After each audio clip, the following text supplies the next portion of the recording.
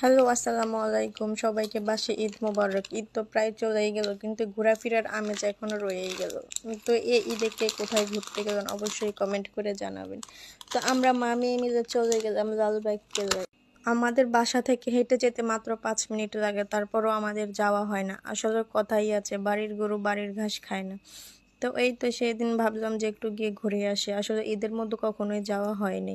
আর আমি এদিকে ঢং করে একটু ভিডিও ক্লিপ নিচ্ছিলাম। আসলে এসব ঢং ফং আমার দ্বারা হয় না, তারপরও দেখি যে মানুষ কিভাবে করে।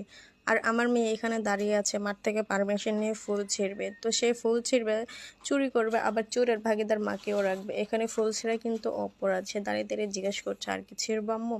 তো এই যে মায়ের থেকে পারমিশন নিয়ে একটা কিছু করার যে ব্যাপারটা, মাশাআল্লাহ আমার অনেক ভালো লাগে। তো আমরা যেহেতু 4টা বাজে গিয়েছিলাম, আমাদের হাতে মাত্র 1 ঘন্টা সময় ছিল। আমার জামাই আমাকে বারবার বলছিল 5টা বেজে গেছে, তাড়াতাড়ি বের হও। আর আমি কি আর সেই কথা শুনি? আমি আপনাদের জন্য একটু ভিডিও ক্লিপ নিয়ে রাখলাম।